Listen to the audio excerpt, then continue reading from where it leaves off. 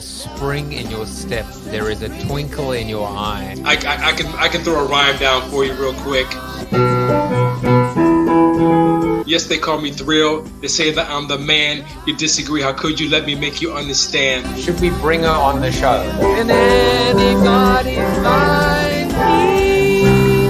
And there she is. Fresh as some bread, pulled right from the oven. When you feel rejected, you get some of my loving. Take on me. She looks wonderful. Mom looks amazing. Somebody too. Okay, more bugger off now. I've got to show it to you. Like that? Joseph Jaffe, ladies and gentlemen. You just made the new intro of the show. And to be honest with you, just, looking at the intro, I saw Ann Handley was in the background watching the interview.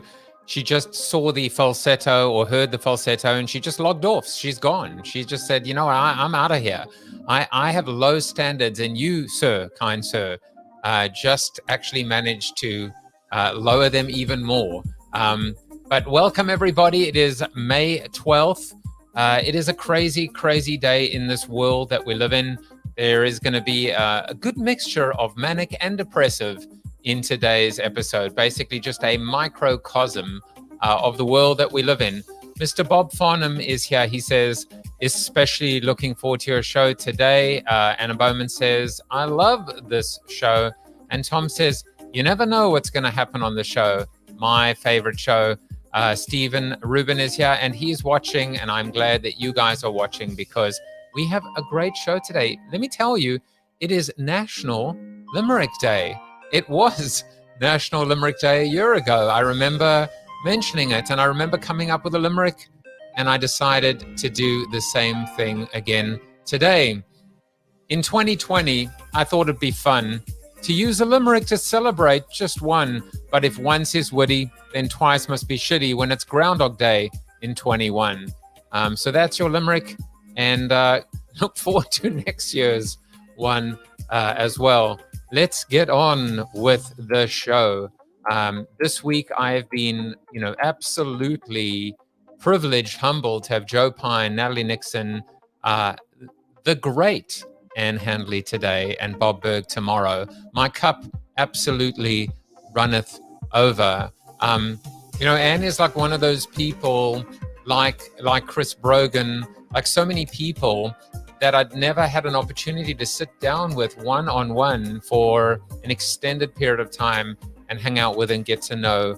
It's these social media asynchronous intimacy relationships that today we get to take to the next level, albeit a virtual or a hybrid one as well. Something that is virtual, but hopefully going to be very real to all of you is the Jaffe coin. And we'll probably spend a little bit less time talking about the Jaffe coin and a little bit more time talking about the word coin, because Ann has her own coin, the word. So the good word is Ann Handley and Creator Coins as well. Let's do birthdays. Previous guest, Mr. Darren Levy, Joe Saraceno. Happy birthday to you, Mia Kurgan Atkins, Mark Perkins, and Lauren Perkins, two of my cousins through marriage. And then on LinkedIn, we've got Rachel Rand, Ivy Matter, Cy Croft, and Justin Womack. I hope you guys are doing well and having a great day today. Well, it's time for our seated soliloquy and a little bit of a change in tone by actually changing the music and talking about something else that certainly, is on my mind. So with that said, here goes. There's a lot going on in the world right now. Previous guest on the show, David Almano, posted this to Twitter. Russian-linked cyber attacks on critical energy infrastructure, conflict in the Middle East, COVID devastation in India, gasoline hoarding, inevitable inflation. The roaring 20s are off to a rocky start. Well, I then added, you forgot Clubhouse's icon controversy and botched creator first rollout.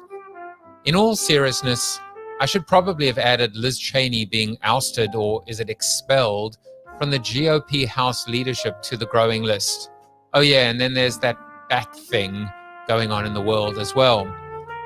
Today's guest, Ann Handley, understands the power of the written word in particular, but in general, the power of the word, the power of conversation, the power of discourse, not discord. See what I just did there?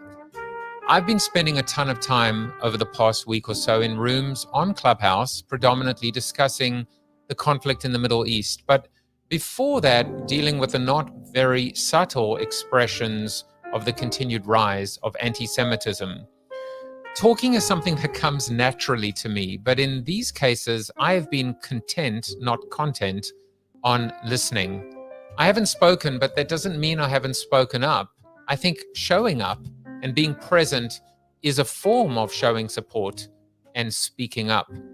I haven't spoken for two reasons. Number one, when emotions overpower logic, nothing good comes from it. And number two, C point number one, I don't feel I'm knowledgeable enough. So is that a cop-out? I'm not sure. Perhaps. We absolutely possess the ability to come together and have respectful, considerate, and open-minded conversations, even, maybe especially, about controversial topics. These are the rooms I've chosen to listen in on, and I welcome perspectives from both sides. I remain and always will be hopeful for compromise and a meeting of the minds in the middle. But that said, I'm also hopelessly idealistic and naive, and sadly, I'm losing hope about building bridges between two sides when said sides are being more and more extreme by the day, and oh yeah, the bridges are quite literally being bombed. In the age of social, I'm not sure written word even works anymore. If Facebook is a case in point, we are all doomed. So perhaps spoken word in the form of social or drop-in audio may make a positive dent in the universe when nothing else did before. My monologues usually have a resolution. Today's does not, except to say, let's keep talking. Well, now, someone who understands and appreciates and is just phenomenal at talking is my guest, Ann Handley. And, you know, Ann is, I said to her before, Ann, you write funny. And not funny weird, but funny ha ha. So let me give you a few examples of that. She says, please note that my rider requires performance dance along with any introduction. Step up, Jaffe. So I'm not even, I don't even, what is interpretive dance? I mean, I don't know. And that, in my native South African tongue, means, welcome, Ann Handley. Steve Garfield says, I love Ann, and there are people here to support you as well. Lots of comments about the big lie and the monologue. But Mark Masters says, and a cold hello, and he waves, and a cold day from down at the beach in the south of the UK. I hope all is well. By the way, I flew over Bournemouth, and I thought of you as I was coming back from my trip. But enough of that. Let's continue with Ann Handley. Ann says, now I wish I had a sizzle reel that's 60 seconds long, because I ask for it sometimes. She said, this is why I will never be Gary Vee. I'm holding myself back, Joe. Well, I guess that means the best is yet to come. And that's awesome, because for everything that Ann has contributed to our world, to our industry, the incredible rising tide that floats all boats, it's great to know that that 60-second sizzle reel is on its way. And finally, I ask my guests for their cell phone number, for their mobile number, just in case something goes wrong. She provided it, but then she said, no weird pics, please. LOL. Well, she's not going to get any weird pics from me, I assure you. Ann Handley is a writer, digital marketing pioneer, and Wall Street Journal best-selling author who inspires and empowers you to create marketing that your customers will love, igniting real results for your business. Ann writes and speaks about how businesses can escape marketing mediocrity to achieve tangible results. And she will inspire you to do work that you're proud of. She's the Chief Content Officer of MarketingProfs, provider of immersive modern marketing training and education. And I love this quote from her love letter to meeting planners and event organizers. She is prompt and responsive. She is not a diva, and she aims to make your job as effortless and stress-free as possible. And that is a relief because the world we live in is very stressful. Welcome to the show, Ann. Hi, friend. How are you? I am all the better now for you being on the show. And before we do anything else, Bob says we all love Ann. Everybody loves Ann. But I'm just going to go not full tilt, but full screen on you so we can see your Steve Garfield challenging background, because I thought he was 10 on Room Raider. This could be an 11 on Room Raider. Oh, my friend. No, actually, Room Raider does not like this background. So Steve knows that this is a trigger for me. They don't like it. I'll tell you why. Because see this background here? It's plywood, right? It's plywood. Yeah, they mocked my plywood. They basically said it was like lowbrow. And I'm like, guys, come on. They also don't like rainbow bookshelves. I love rainbow bookshelves. They don't. And so Room Raider gave me, do you want to guess what they gave me, Joe? Ooh, Just take a guess. Considering that, and I'm going to go with a 6. I would have been honestly happy with a 6. Okay, fine. I understand that there are differences in the world. You know, you talked about the controversy world. The controversy in the world ultimately boils down to people who are in love with rainbow bookshelves and people who despise them like they're the devil. So I would have been okay with that. But they gave me a 2. A what? You know what? I'm glad you didn't even mention that. You know, I can't. It's painful. It's very painful. And I will say that I've never really liked Room Raider, and now and now I just despise them. Well, I'll tell you what I've done for you is you know, unbeknownst to your love for typewriters in the background, look at my backgrounds that I got for you today. Oh, that's awesome. So we have That's one awesome. and we have Wow, 2. I love that. Yeah, that's fantastic. Hey, I have a gift for you before we get going because that I worked on during your opening monologue. Can I share that with you now before we get absolutely. going? Okay, so I did not know that it was Limerick Day until a few minutes ago, 10 minutes ago when you announced it.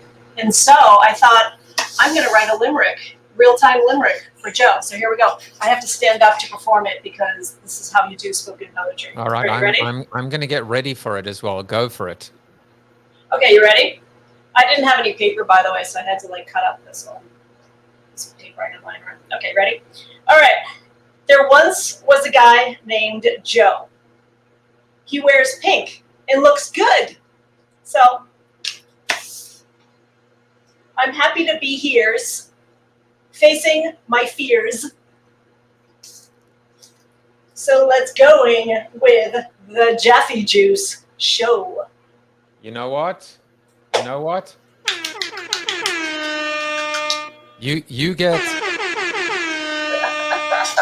You get the double air horn, you get the applause, you get everything.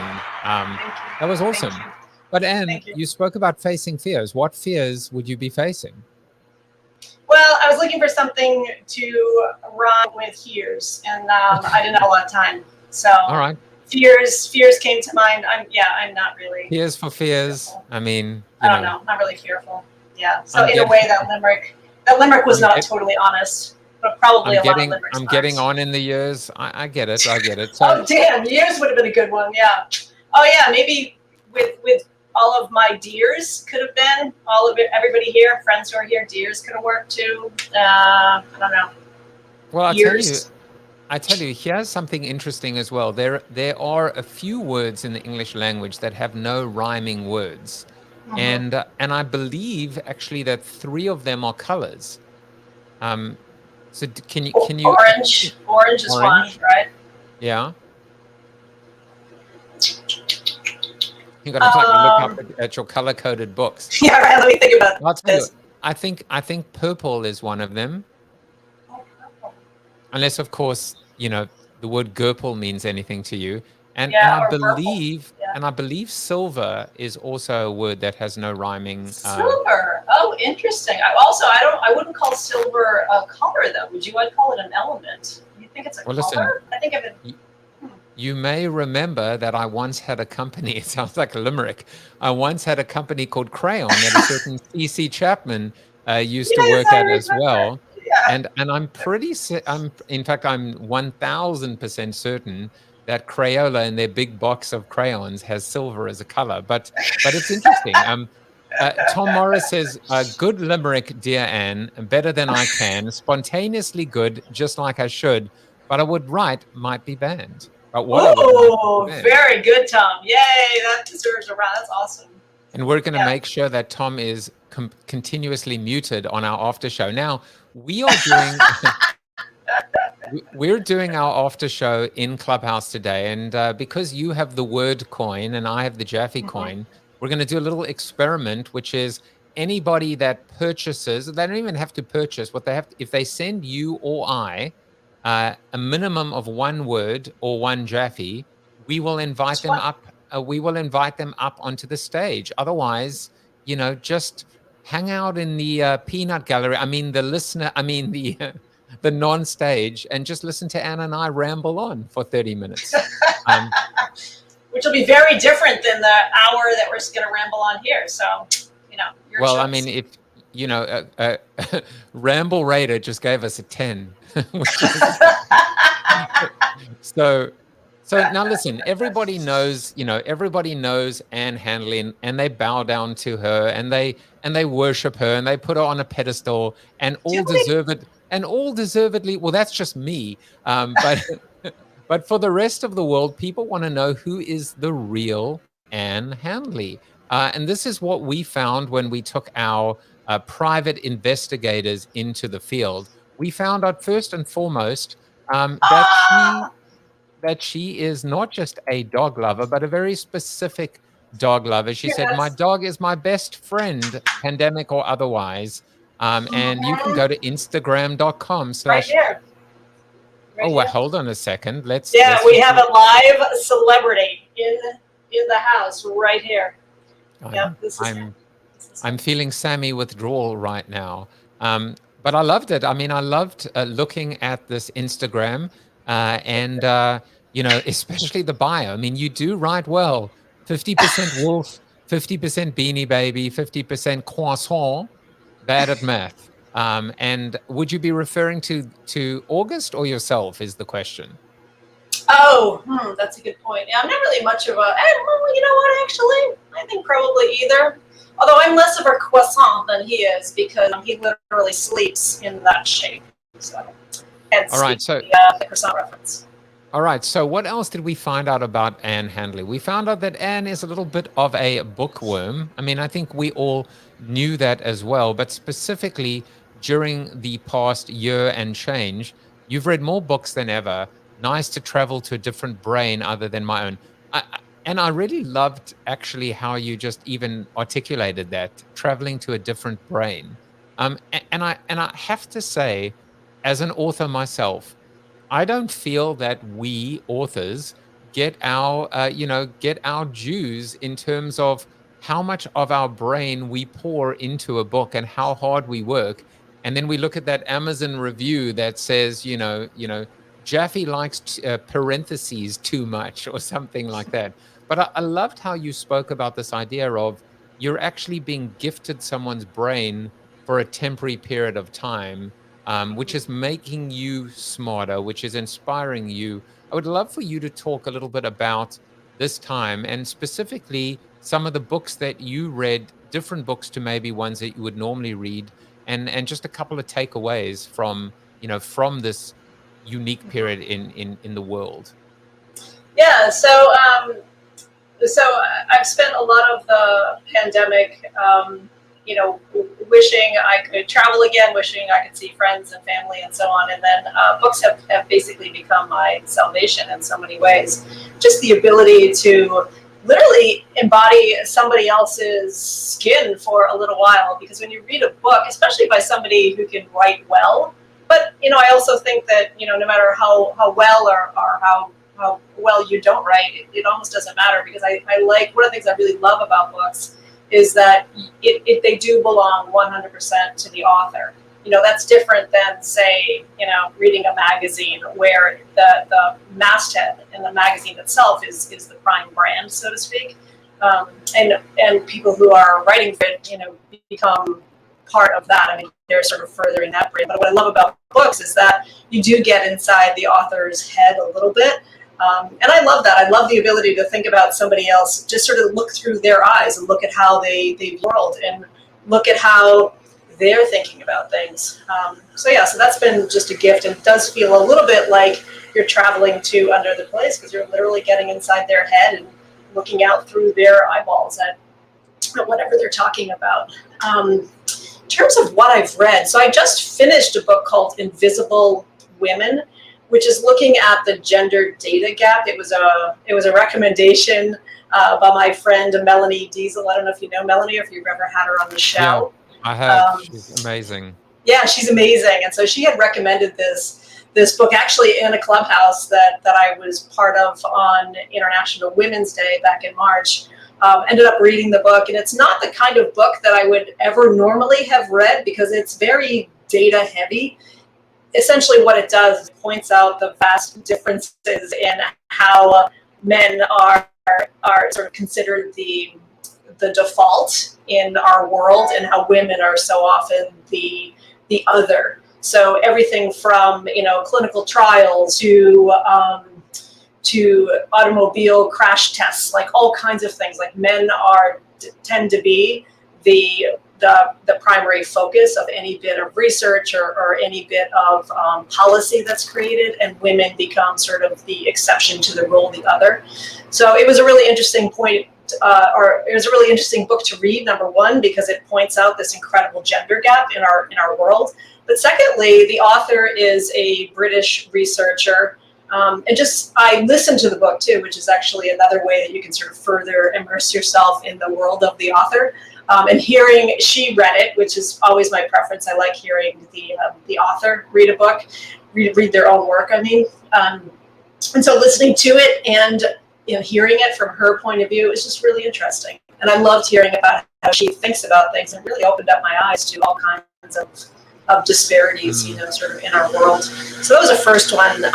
Second book that I read, I'm trying to think of, I just finished a book. It's called Saint X. It was a fiction book, and it takes place in a fictional island in the Caribbean. It's a novel, and it's about a young woman who's on vacation with her family and disappears, kind of like a Natalie Holloway kind of story, if you remember that story, that news story. So I just finished that one. It's not the kind of book that I would typically read. I generally don't read mysteries, not for any other reason other than the fact that, I don't know, I just don't. I don't typically. I love essays. I love autobiographies. I love biographies. So I tend to if I'm going to read, I tend to focus more on that.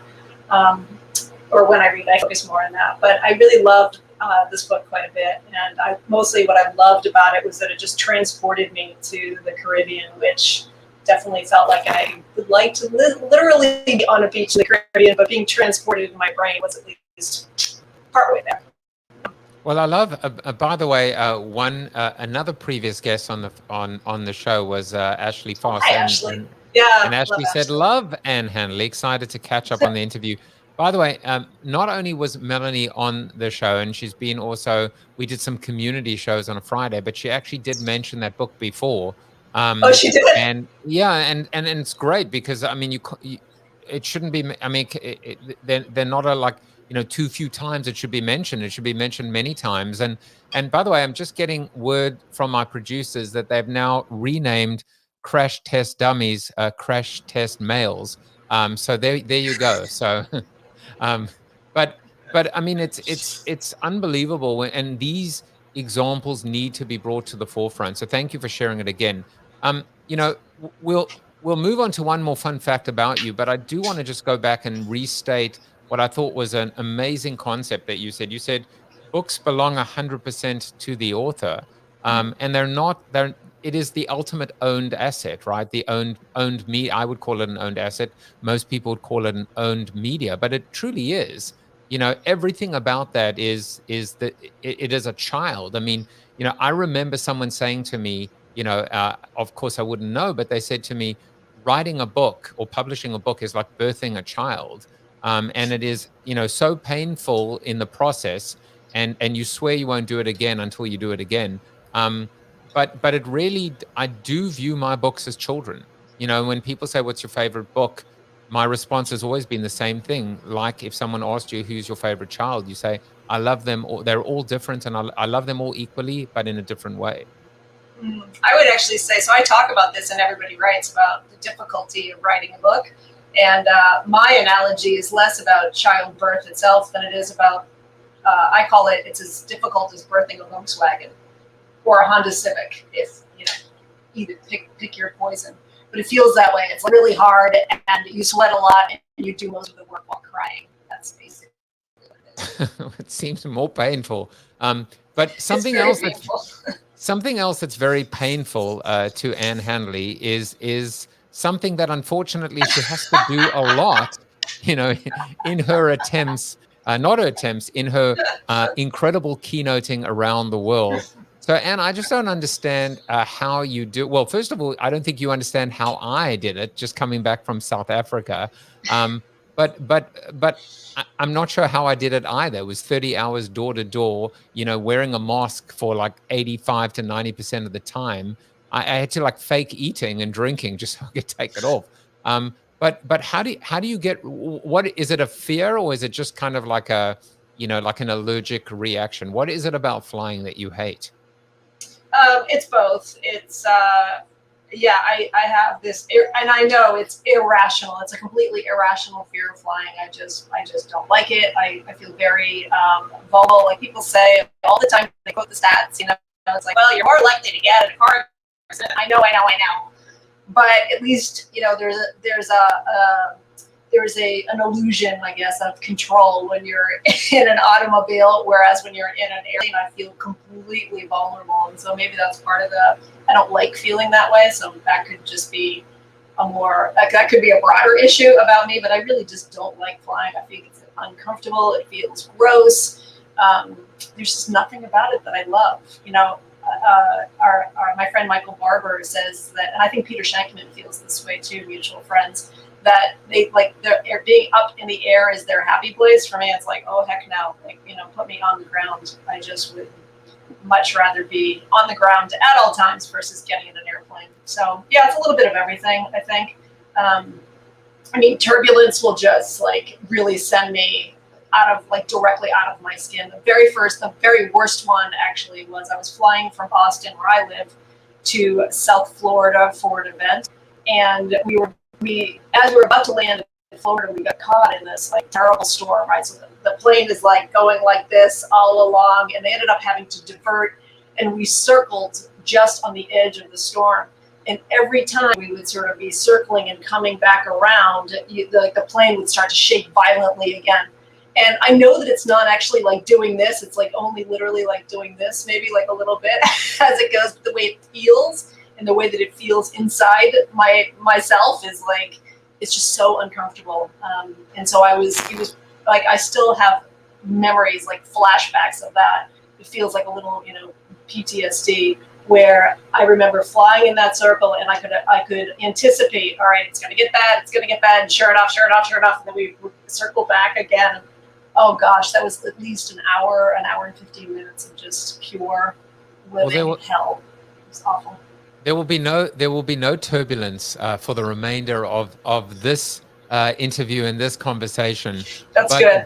But I will use a segue of a gate with respect to a gate that a plane might pull up to the idea of ungating your content in 21. Now, you've written about a whole bunch of things, and I thought it'd be really interesting, in this conversation, because as I described you, you really are the OG's OG.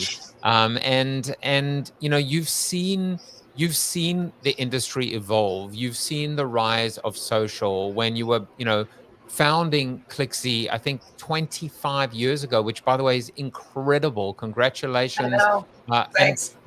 and another thing, I'm going to ramble a little bit, or gush maybe is a better word, but I was thinking, like, you and marketing profs are, it's just things that will things that go together, and things that will never change. And in the world where we all have these business cards of people that have gone through 1,000 companies, you and marketing profs are like a beautiful marriage. And I even think about Jaffe at Get the Juice, my email address.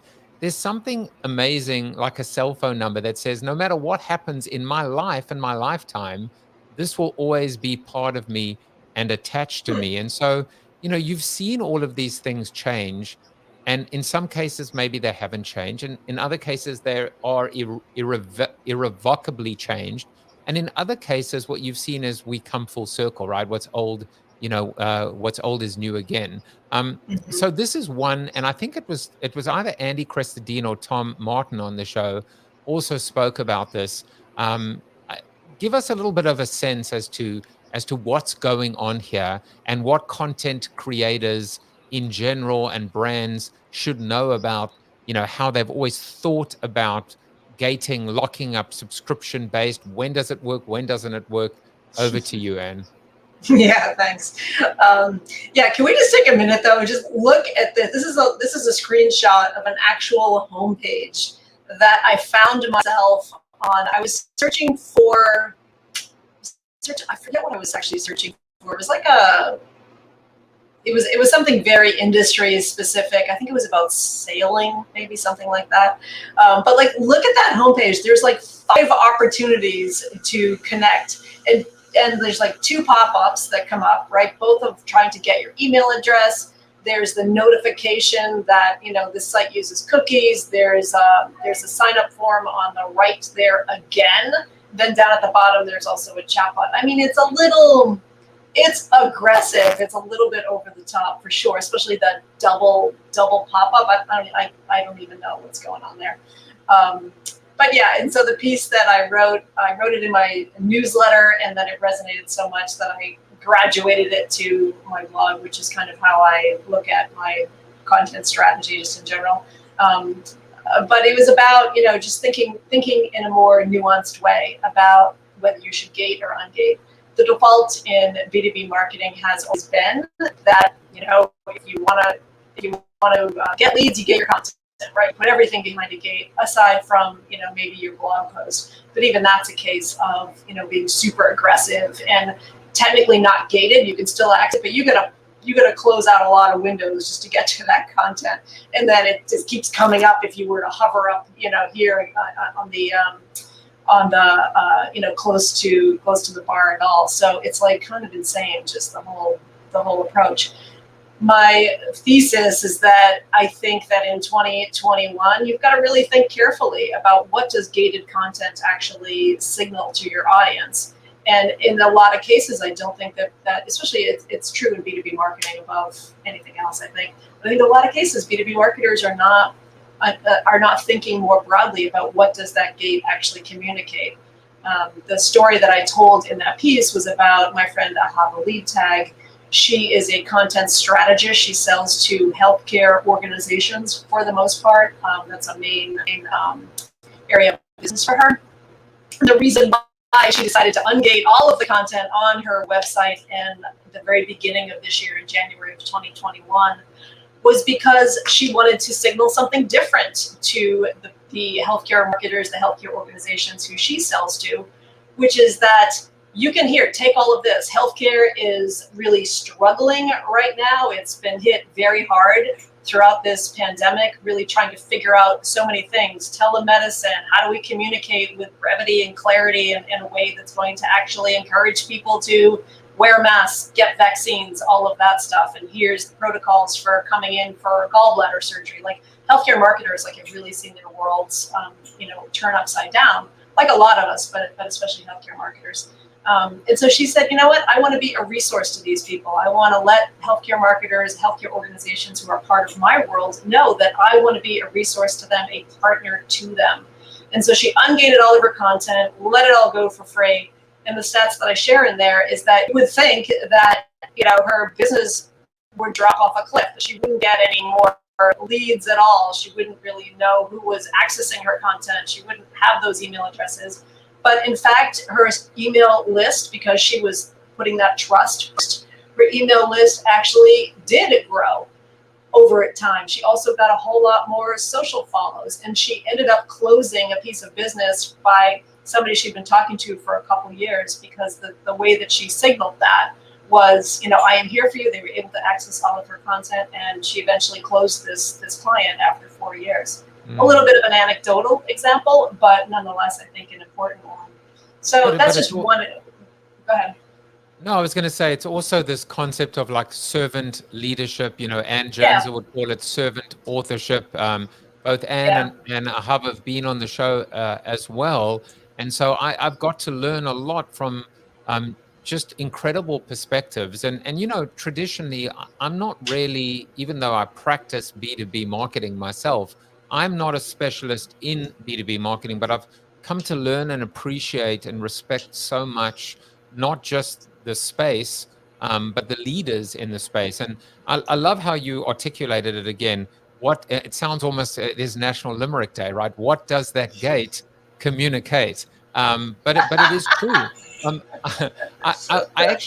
I wonder what your thoughts are. Maybe an interesting place to come into. And when we think about these creator coins, one of the real interesting aspects of the creator coin, and is this idea of holders, right? That you don't have to actually buy the coin and then send it to someone. You can just hold it.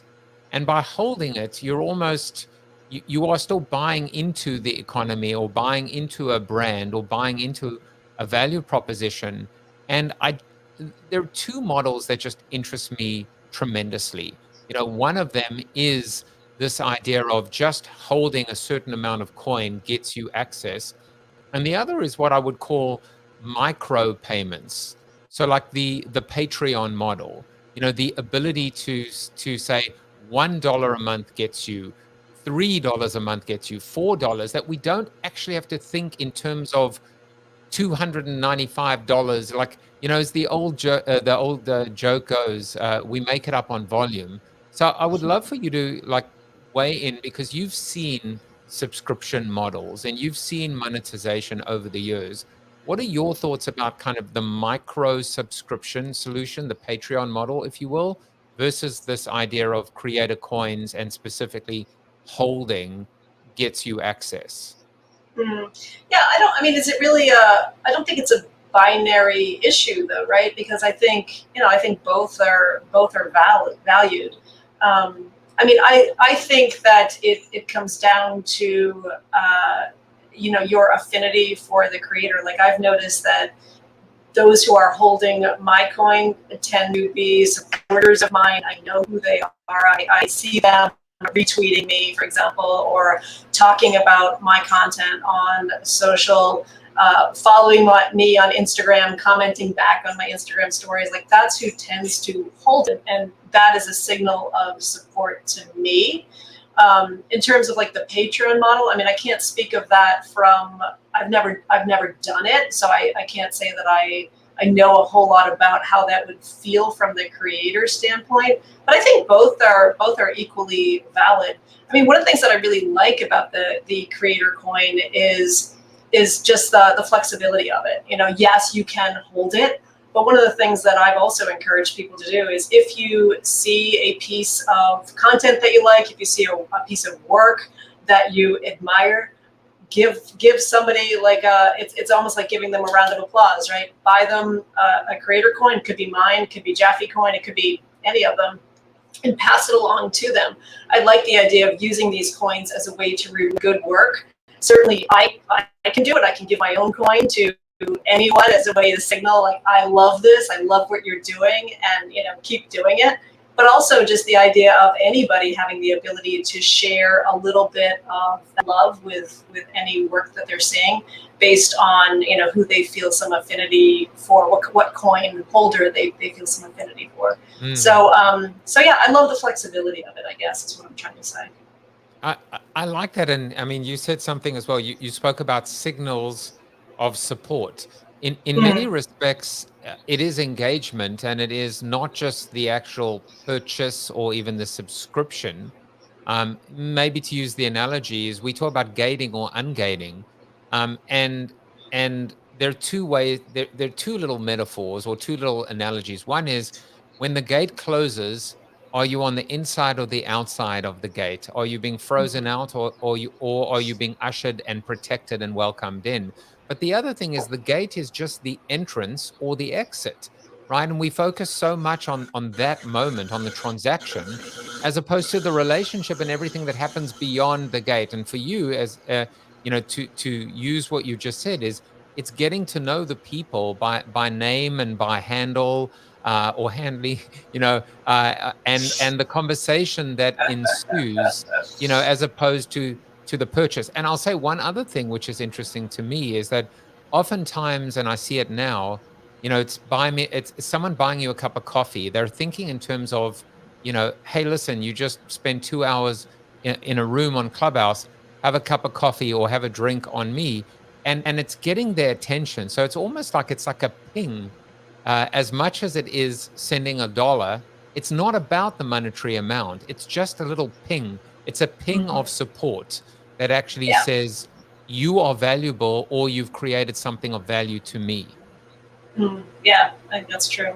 I also love the trust that's kind of inherent in that, right? Is that, you know, if you buy a coin in support of a creator, it is a signal of trust. It's like, I like what you're doing.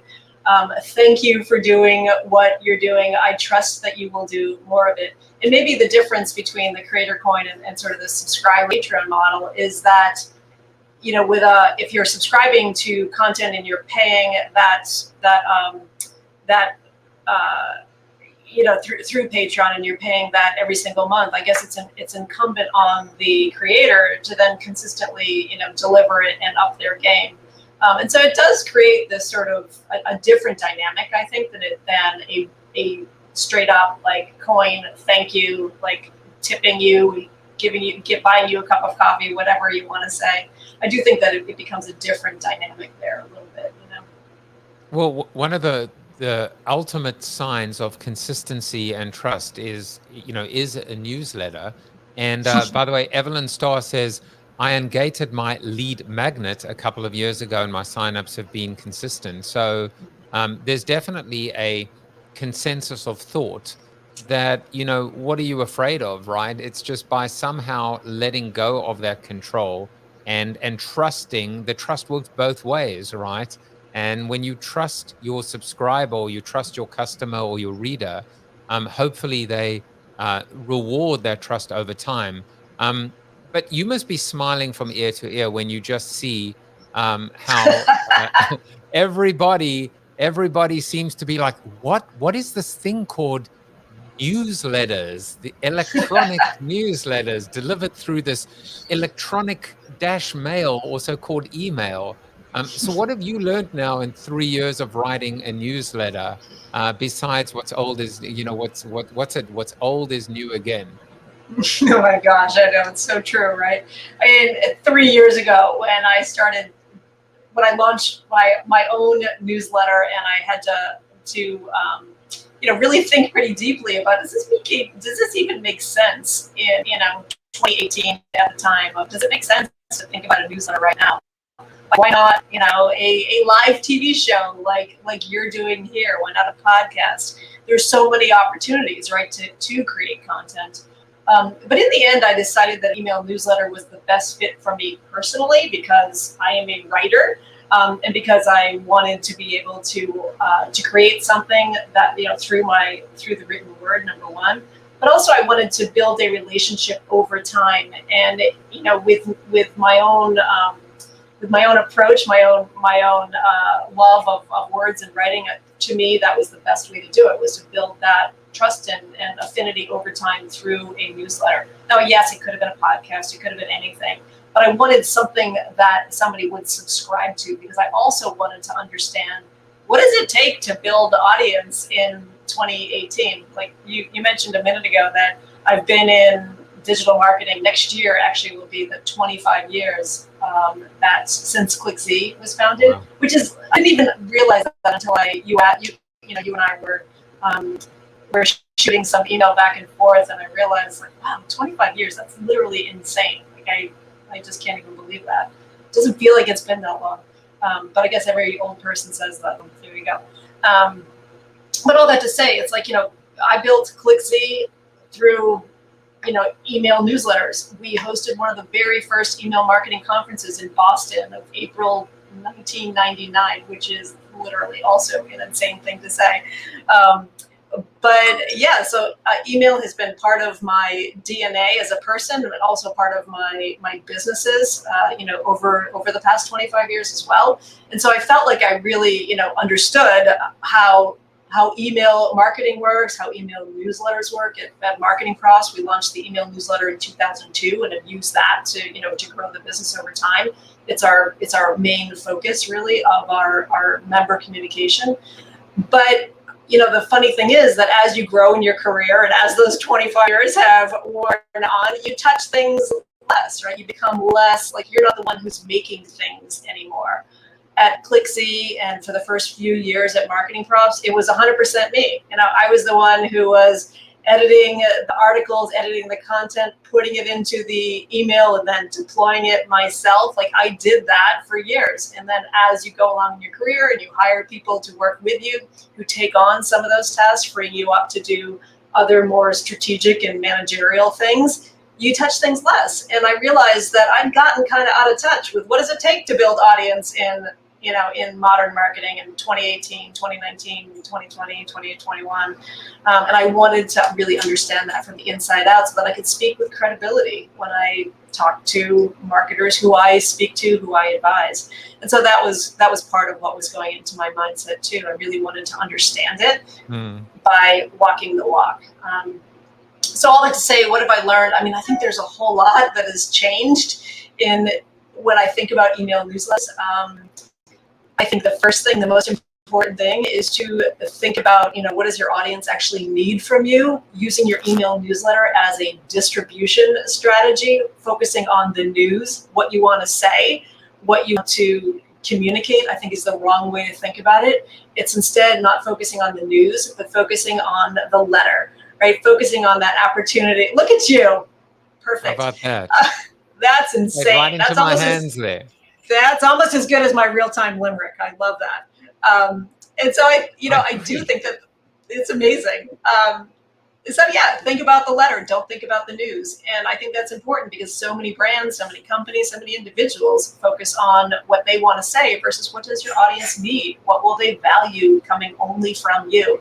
And once you've defined that, given that, think about how you're communicating. Very often I get email newsletters, and this is so true. I subscribe to all kinds of crazy things because I'm always looking, I'm always hunting and sifting through, trying to find that company that is just like killing it, like with their email newsletter. And I can tell you there's probably like 5 that I get, and I'm like, God, that's so good. It's so great. But most companies are still thinking about it, as a distribution strategy. They're very hands-off. Like, I don't get a sense of the people behind the email newsletter at all. And one of the companies that I've talked about, frequently on stage, but I'll just share it here as well, is the New York Times. Like, the New York Times does a great job with their morning edition newsletter.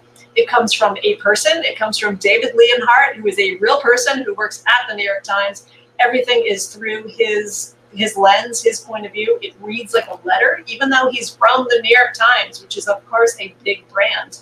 And it's a great use of having a person as the kind of what I would call like a host or an anchor of your newsletter, just like you're the host anchor of your own show. I think you need to think about your email newsletter through that a very similar construct. You want to give your audience somebody to, and I think that letter has to come from somebody. I love that. I mean, I love this idea of actually thinking of yourself as the host of a newsletter, like the host of a show, the overwhelming word that just reaches out to me is intimacy. And it is personal, and it is intimate, being able to insert yourself, not just insert yourself, but you've been invited. It is the old permission marketing adage. You've been invited into someone's inbox, their home, their overloaded inbox. Don't take that for granted. And the worst thing you could do, to your point, Anne, is disrespect them or make it about you, as opposed to the servant authorship, being the host of a newsletter and thinking, how can I add value in their life? How can I deliver something that brings a smile to their face, makes them smarter, makes them richer, et cetera, et cetera. Right. And I think that, the email newsletter is just, it's so vastly undervalued. It's the only vehicle in which a person and not the algorithm is in control, right? So you're not trying to fight with Instagram or Facebook or LinkedIn to get your content in front of an audience. Instead, you're communicating directly with the people who have already raised their hands and said, yes, I want to hear from you. And so what can we do to make those people feel valued and special, and that we value this relationship over time? I think part of the problem that companies have is that they try to rush that too much, instead of just sort of letting, like, it's the trust thing that you and I were just talking about. But rather than letting that trust build over time, they go in right away and they're like, don't you want to upgrade? Don't you want to do this? Can I sell you this? And I think it's much better to just build that relationship over time, let it build momentum for itself. Because that's, I think, so much more critical, as especially in business-to-business marketing, I think which this is where I focus. Yeah. This conversation to me has been so valuable because I feel like so much of the conversations that are happening these days are very one track, and they're very superficial. And it's a conversation about landlord versus tenant, right? Which is trying to build an audience on a platform versus off platform. But I think what you've done is you've really brought the humanity to it by talking about relationship and trust and consistency and intimacy, being the host. And this idea, I mean, what a great quote, which is, it's the only medium where the person, not the algorithm, is in control. I want to make sure that we have time to discuss your wonderful, wonderful books. But before we do that, I always come up with a quote for my guests. And today, an interesting quote.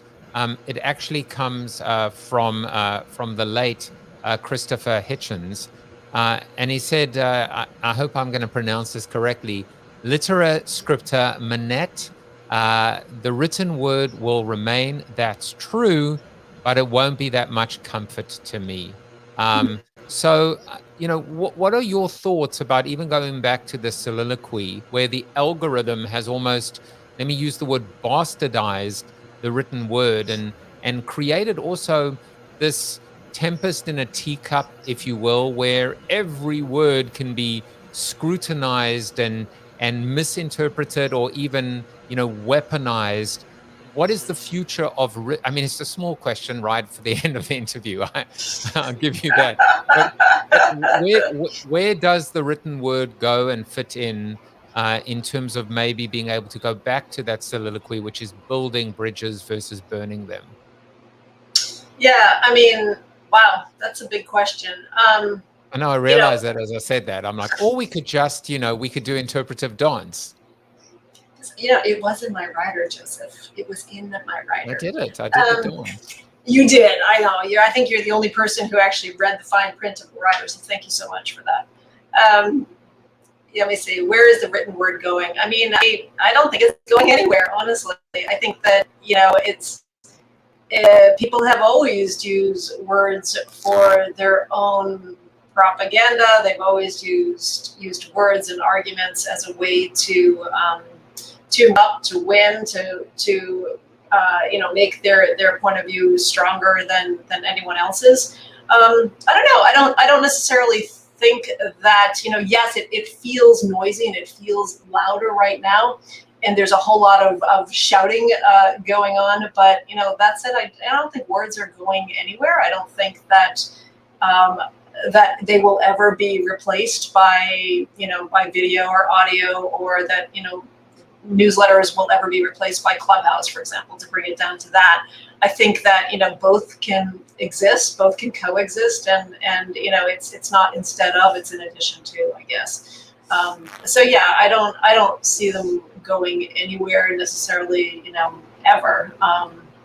But yeah, big question for 4 minutes left. So I think that's as much as you're going to get out of me on that right now. So I think it allows us to tease people and welcome them into Clubhouse afterwards. Speaking of which, going into spoken word. But as you were talking, I actually did think of maybe an answer, to a heady question, which is the and.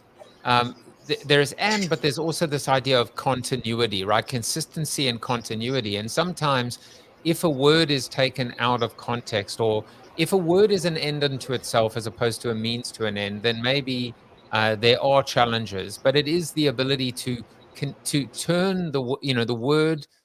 A letter is part of a word is part of a phrase is part of a sentence, and ultimately a sentence is part of a conversation. And for that conversation to be alive and dynamic is for it to continue between the host and the guest, and be able to extend it as well. And I think maybe that is part of the answer, which is think about the dynamism versus, even a book, right? Even a book, you take something like content rules, which I am pleased to say, I was looking at a bunch of things. I was like, wait a second, it's even the book as it was printed is still alive and continues to thrive. So the book is being re-released, I think, in 2022. I don't think so. Actually, where'd you get that photo? I got it on Amazon.com, and it says 2022. No kidding! Wow, I don't know. I gotta talk to Cece about this. Cece, what do you know about this?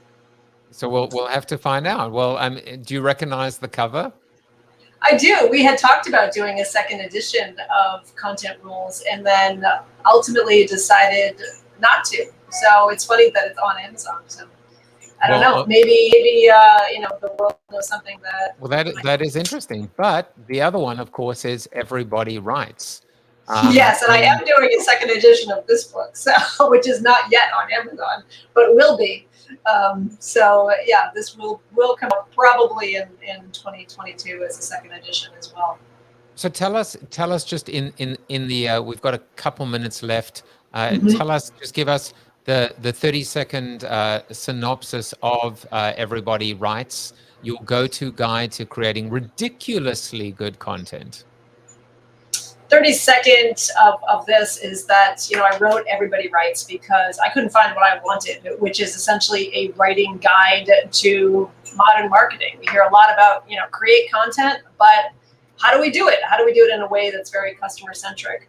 I shared a graphic on my Instagram story today, and it was like, when we were in school, we were taught 5 paragraphs. You're basically graded on the length of your paper, the number of words. It has to be at least 5 paragraphs, 5 pages, whatever the case may be. And now it's like in marketing, like fast forward to 2022, and it's like, if you don't grab me in 7 seconds, I'm gone. So it's just the world has shifted, and marketers and businesses and all of us, I think, need to just think about how do we value that opportunity a little bit differently. Well, John Burkhardt says, I vote for interpretive.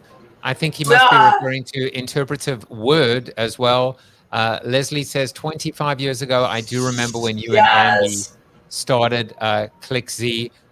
One of the things that I realized, Anne, is that I called it, the good word with you. But then I realized that the $ before the word word makes the word sword.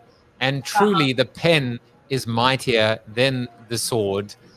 Today, we got a little glimpse into the legend, the OG, that is Ann Handley. If you want to connect with Ann, there are a bunch of ways that you can do that. You can connect and collect with her on Instagram in Clubhouse, on Twitter through MarketingProfs or Ann Handley, on LinkedIn. Please go and buy Content Rules, whether it's the original version or apparently the Rogue 2022 edition, which we didn't know about. Go and buy Everybody Writes.